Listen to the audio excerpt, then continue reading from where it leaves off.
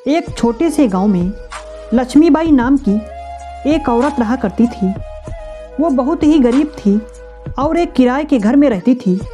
उसके पति को गुजरे 2 साल से भी ज़्यादा हो गए थे। उसका एक लड़का भी था, उसका नाम राजेश था।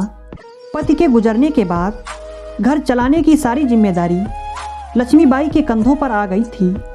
बेटे राजेश के पढ़ाई का भी बोझ उठाना पड़ता था। लक्ष्मीबाई हमेशा सोचती थी उसका बेटा एक दिन पढ़ लिख कर बहुत बड़ा अफसर बनेगा। लक्ष्मीबाई जब भी कोई काम करती थी उसके साथ उसका बेटा राजेश भी साथ चला जाता था। वो लोगों के घर जाकर बर्तन मांजती, लोगों के घरों में खाना बना देती थी, तो राजेश लोगों के घर आए अखबार को बहुत ध्यान से पढ़ता था। एक दिन जब राजेश किसी मालकिन के घर अखबार पढ़ रहा था तो घर की मालकिन ने कहा, अरे राजेश, तू अखबार पढ़ लिख कर कौन सा बड़ा अफसर बन जाएगा जो इतनी ध्यान से अखबार पढ़ रहा है। इससे अच्छा है अपनी माँ के कामों में हाथ बटाओ, इससे तुम्हारी माँ की मदद भी हो जाएगी। इस बात को सुनकर राजेश बोला, मालकिन, मुझे एक दिन बहुत बड़ा अफसर बनना है, कलेक्टर बनना है। हम किताबें नहीं खरीद सकते, इसलिए ज्ञान पाने के लिए अखबार पढ़ता हूँ। मालकिन ये बात सुनकर जोर से हंसी और बोली, तू कलेक्टर बनेगा, अपनी शक्ल देखी है आईने में। ये कहकर मालकिन जोर जोर से हंसने लगी।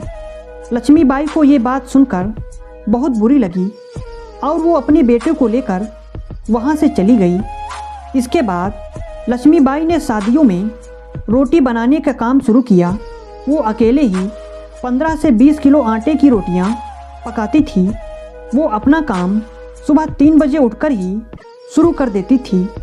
उसके साथ राजेश भी उठता था और माँ की मदद करके अपनी पढ़ाई करता था।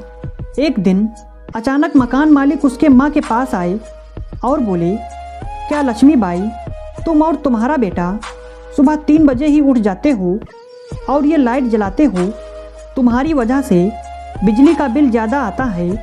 या तो बिजली का बिल ज़्यादा दिया करो या फिर कमरा खाली कर दो। ये कहकर मकान मालिक गुस्से से वहाँ से चले गए। फिर राजेश ने लालटेन जलाई और पढ़ाई करने लगा। माँ भी लालटेन के प्रकाश में ही रोटियाँ बनाने लगी। ऐसे ही राजेश ने जी लगाकर पढ़ाई की और क्लास में हमेशा फर्स्ट आने लगा। राजेश की पढ़ाई में लगन देखकर उसके गुरुजी ने आगे की पढ़ाई के लिए दिल्ली जाने की सलाह दी और उसका पूरा खर्च उठाने की जिम्मेदारी ली। राजेश की उम्र उस समय 22 साल की थी। फिर क्या था, राजेश दिल्ली चला गया और खूब मन लगाकर पढ़ाई करने लगा। वो घंटों लाइब्रेरी में किताबें पढ़ता रहता था। फिर एक दिन जब उसके एग्ज़ाम का टाइम आया, एग्ज़ाम देने जाते समय एक गाड़ी से धक्का लग गया। राजेश ज़मीन पर गिर गया। उसके बाएं हाथ और सीने में चोट आई।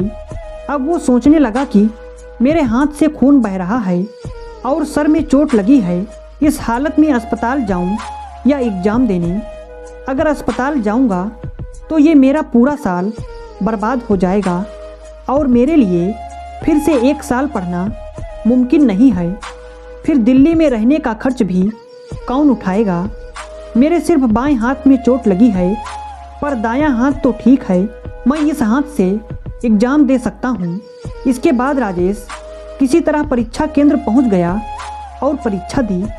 परीक्षा देने के बाद राजेश अस्पताल में भर्ती हुआ और इलाज जारी रखा। राजेश ने अस्पताल में भी अपनी पढ़ाई जारी रखी और इंटरव्यू में भाग लिया।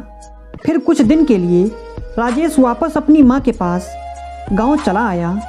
कुछ दिनों बाद माँ ने रिजल्ट के दिन अखबार खरीद कर लाया और राजेश को रिजल्ट देखने को कहा।